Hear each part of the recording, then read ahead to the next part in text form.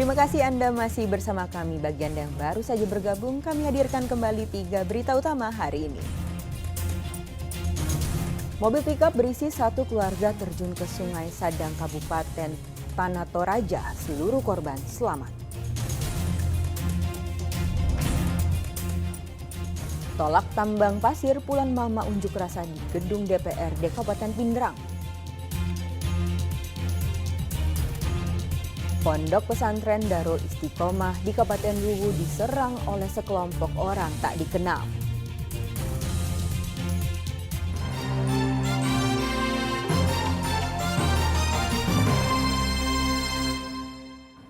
Pondok pesantren Darul Istiqomah di Desa Wara, Kabupaten Luwu diserang sekelompok orang tak dikenal. Penyerangan itu membuat santriwati histeris.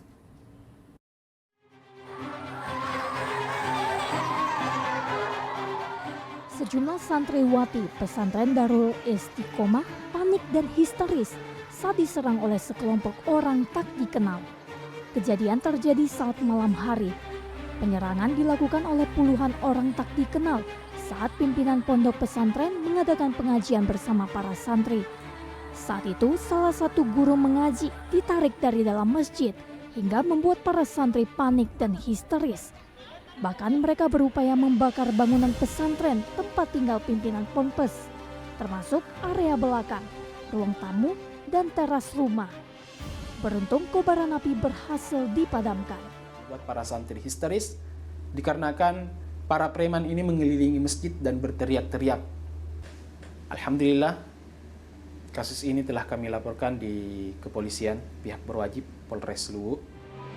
Imbas penyerangan pondok pesantren Darul Istiqomah di Desa Wara, Kecamatan Kamanre, Kabupaten Luwu oleh sekelompok orang tak dikenal, polisi akhirnya menangkap seorang pelaku yang diduga melakukan pembakaran di salah satu ruangan pondok. Polisi masih mengejar salah satu pelaku lainnya yang melarikan diri. Pelaku yang melakukan pembakaran dengan cara membakar kertas itu kami dari pihak Polres Luwu sudah mengidentifikasi. Kami melakukan penegakan hukum terhadap pelaku yang mana teridentifikasi 2 orang melakukan pembakaran. Yang satu kami sudah lakukan penahanan, yang satu masih dalam proses pencarian. Kejadian ini diduga bermula pada 11 Desember lalu.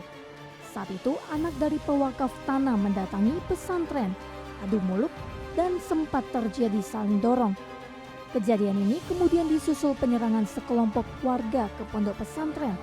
Kasus ini diduga kuat merupakan buntut perebutan lahan antara pengelola pesantren dan anak dari pewakaf tanah yang menjadi tempat berdirinya bangunan pondok pesantren. Wahyudi Baso melaporkan dari Kabupaten Luwu. Jelang libur Natal dan Tahun Baru, peningkatan penumpang terjadi di Bandara Internasional Sultan Hasanuddin di Kabupaten Maros. 40 lokasi check-in pesawat dan posko Nataru disiapkan di bandara. Posko Nataru didirikan mulai 19 Desember 2023 hingga 3 Januari 2024 dengan jumlah personil 600 orang. Menurut General Manager PT Angkasa Pura I Bandara Sultan Hasanuddin, pihaknya juga telah menyiapkan 40 counter check-in di terminal keberangkatan. Sedang bagi yang tak memiliki bagasi, boleh melakukan check-in di kios yang telah disediakan. Pengelola bandara memprediksi puncak arus liburan akan terjadi pada 23 Desember 2023 mendatang dengan jumlah penumpang sekitar 33.000 orang. Sedang prediksi puncak arus balik libur akan terjadi pada 3 Januari 2024 dengan jumlah penumpang sekitar 29.000 orang. Area basement Bandara Internasional Sultan Hasanuddin yang sempat mengalami listrik padam kini sudah kembali normal. Meski hanya terjadi dalam hitungan menit, peristiwa ini sempat membuat panik dan viral di media sosial.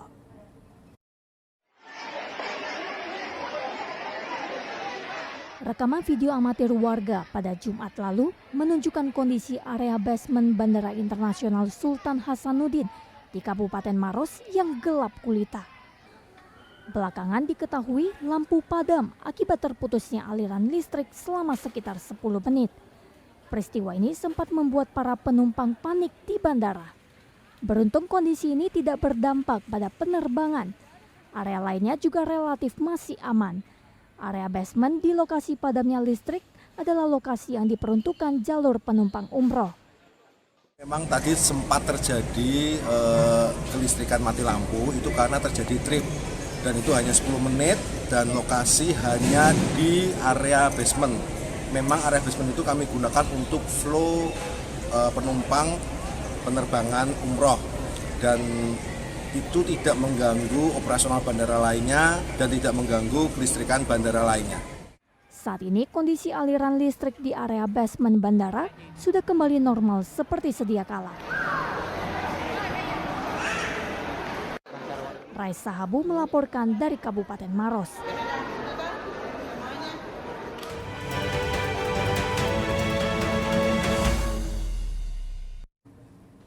Viral sebuah video memperlihatkan seorang pria memperkenalkan diri sebagai calon legislatif DPR RI di sebuah gereja. Badan Pengawas Pemilu Sulawesi Selatan akan menyelidiki dugaan pelanggaran kampanye caleg DPR RI itu. Caleg dari Partai Gerindra ini memperkenalkan diri sebagai caleg di salah satu gereja di Kecamatan Tamalan Rea, Kota Makassar. Terlihat caleg berdiri di depan puluhan umat di tempat ibadah. Padahal sesuai pasal 280 Undang-Undang Nomor 7 Tahun 2017 tentang pemilu, tempat ibadah dilarang dijadikan tempat kampanye politik. Menanggapi hal ini, Bawaslu Sulawesi Selatan akan melakukan penyelidikan lebih lanjut. Bawaslu akan menindak siapa saja yang melanggar aturan kampanye.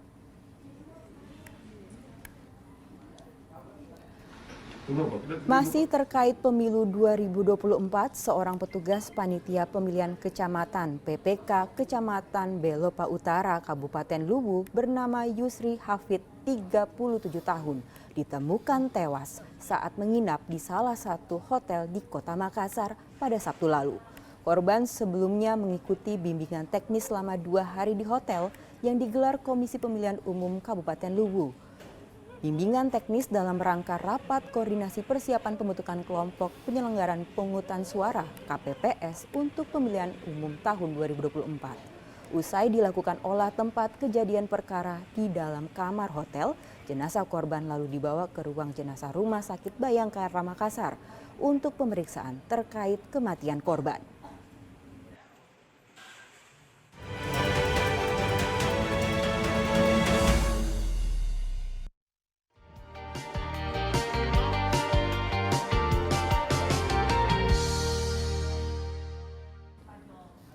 Informasi tadi mengakhiri jumpa kita. Atas nama rekan yang bertugas, saya Nadia Kartika mengucapkan terima kasih atas kebersamaan Anda.